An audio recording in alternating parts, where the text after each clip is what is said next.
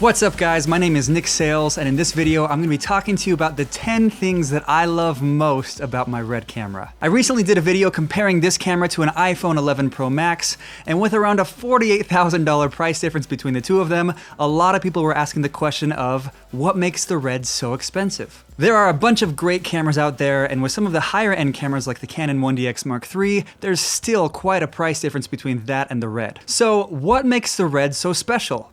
What features does it have that a lot of other cameras don't have? And most importantly, if you're serious about getting into filmmaking as a career, is owning a Red something that you should be planning on doing eventually? We'll talk about all that and more in this video. We're gonna start off the list by talking about some of the more obvious differences and the reasons that are more well known, but by the end of the video, we'll be talking about features that the Red has that most people don't know about, and I'm often surprised to hear people say, wow, I had no idea that the Red could do that. So without any further ado, here is my list of the top 10 features that I love the most about my Red camera. Number 1 on the list is the resolution. I own the Red Epic W, which can shoot in 8K at up to 30 frames per second or 38 frames per second in widescreen mode. 8K is 16 times higher resolution than 1080p, which is absolutely mind-blowing. But the three main benefits of shooting in 8K is that first, there are so many pixels that it actually does better in low light than shooting at a lower resolution. Second, it makes it so that I'm able to digitally zoom in on an image and fill the frame without losing a ton of resolution. And third, there's more detail in the image. To give you an example, shooting in 8K is equivalent to having each frame of the video be a 35 megapixel photo,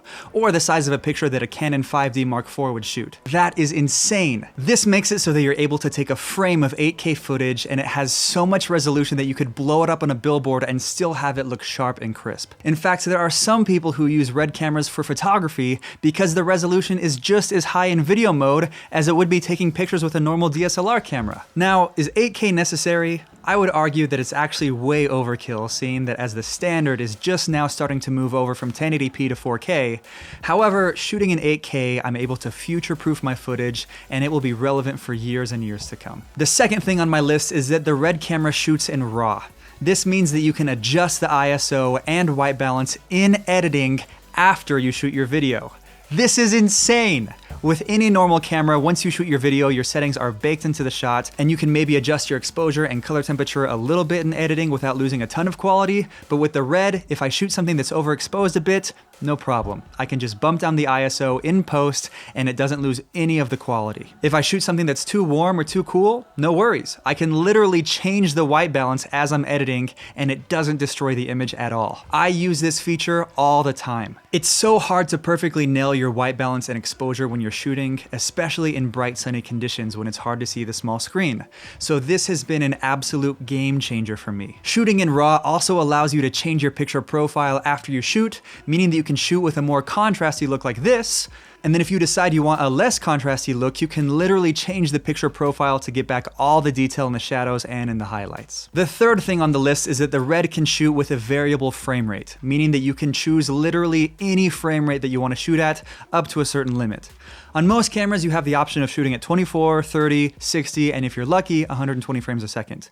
But that's it. You only have those 4 options. With the Red, if I wanted to, I could shoot 12 frames a second, 28 frames a second, or even 31.17 frames per second. You might be asking yourself, in what situation would you need to shoot at a weird frame rate like that? I actually do it all the time. I shoot a ton of music videos, and with shooting music videos, I do this cool effect where I speed up the song and then film in slow motion.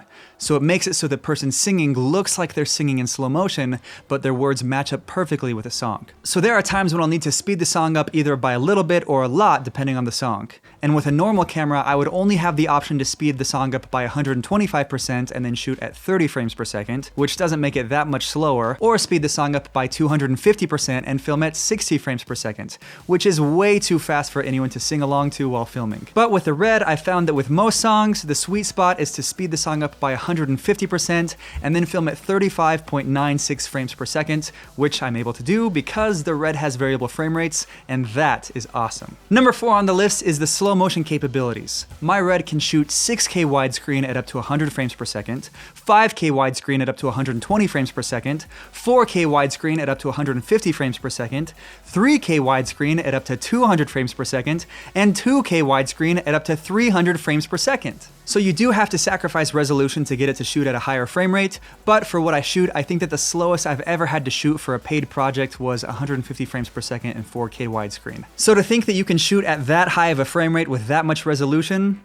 what a beauty. Number 5 on the list is that you can change your aspect ratio to basically whatever you want as you're filming. You can choose the traditional 16:9 aspect ratio, or you can change it to widescreen, which will give you the same aspect ratio that most Hollywood movies are shot in, which in doing so also allows you to increase your frame rate by a little bit. Or you could even change it to a super mega widescreen. Or if you want to go in the other direction, you can choose a 3:2 aspect ratio and make it more full screen. With other cameras I've owned, I've just had to film in 16:9 and then put in black bars on the top and the bottom in editing, which was quite the hassle having to adjust frames all the time to make the composition correct. Or I'd have to stick black tape to my screen to create my own aspect ratio, but with the Red I can just choose the aspect ratio right in camera, and I absolutely love that. Number 6 on the list is the color science of the Red. Holy smokes, the colors look so good. I think that just the color science itself justifies the price tag. I don't know how they did it, but Red was able to make their colors look so good straight out of camera to the point where I don't even have to do much color correction, if any at all. Whereas with other cameras, I've seen a lot of skin tones that look too red, or greens that look too pukey and yellow, and it takes a lot of time to try to fix that in editing. But with the Red, the colors look pretty much identical to what you'd see in real life. Moving on to number 7 on the list, which is the dynamic range. This is another feature that makes it so hard for me to shoot with other cameras, is that they just don't have the dynamic range that Red does. Dynamic range refers to how well the camera is able to capture detail in the shadows and the highlights of an image, and the Red has 16.5 stops of dynamic range, which compared to the Canon 1DX Mark III, which only has 12 stops of dynamic range, it's a game changer. That was one of my biggest issues with other cameras, is that it seems like the shadows were always crushed and the highlights were always blown out, but with the Red you can see detail in the shadows, and the highlights are soft and so much closer to what you'd see with your eyes. Number 8 on the list is compression ratio, which is something that a lot of people don't know about and something that blew my mind once I learned about it. With the Red, no matter what resolution you're shooting in, you can choose your compression ratio, which basically lets you choose how detailed that resolution can be. If you shoot at a lower compression ratio, like an 8:1, there is so much detail being captured that shooting at 8K with an 8:1 compression ratio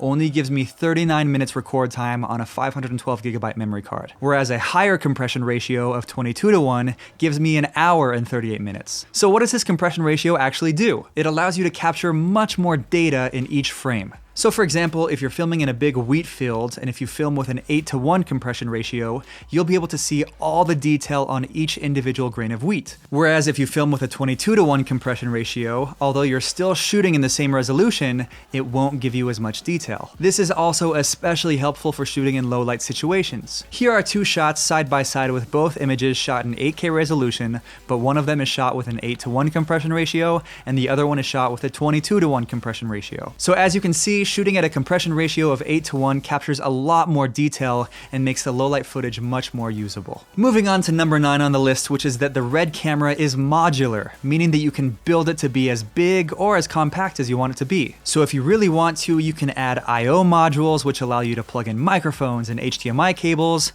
You can put on different types of battery plates like V-Lock or Gold Mount, and it's literally like a build your own camera scenario where you can build and customize your camera to fit your needs. For me, I have my camera stripped down to the basic necessities because I travel a lot with it, and I film with it on a glide cam, so I need it to be as light as possible. But for Hollywood sets, they will often max this thing out with crazy modules and accessories to add wireless transmission packs, audio cables straight to the camera, or side handles with recording buttons that make it easier for shooting handheld. And finally, moving on to number 10 on the list, which is one of my favorite features and something that has always surprised people when I tell them about it. You can shoot with proxies as you're filming so that you don't have to make proxies after you're done filming. So I can shoot in 8K, and at the same time the camera also records a 2K version of that same file, so I can edit in 2K, which doesn't bog down my computer, and then when I'm ready to export, I just click a button which syncs all the files back to 8K, and then I can export it. If I were to make proxies myself, it would take hours of making proxies for each project that I shoot. So this is a feature that has made a huge difference in speeding up my workflow, and it cuts out so many additional steps that I would have had to do with any other camera. So there's a never-ending debate debate in the film industry about whether you need to shoot with expensive cinema cameras like the Red. And there's really two sides to the spectrum, and there's no right answer for every person.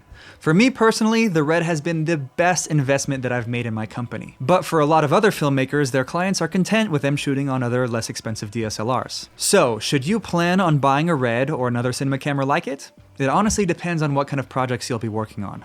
For my needs and the needs of my clients, it's pretty much a necessity.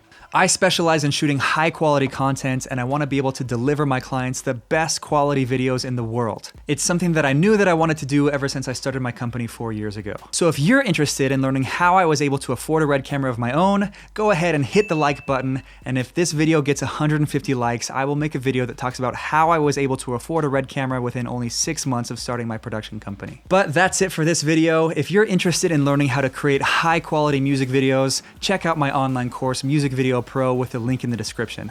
I'm also in the process of creating another online course called Pro Filmmaker, which teaches you everything you need to know to become a professional filmmaker and run a successful production company. And if you want to be notified for when that comes out, go ahead and sign up with the link in the description as well. If you're new to this channel, go ahead and check out the other filmmaking videos that I've made, and make sure to subscribe if you want to see more content like this. But other than that, thanks so much for watching, and we'll see you in the next one.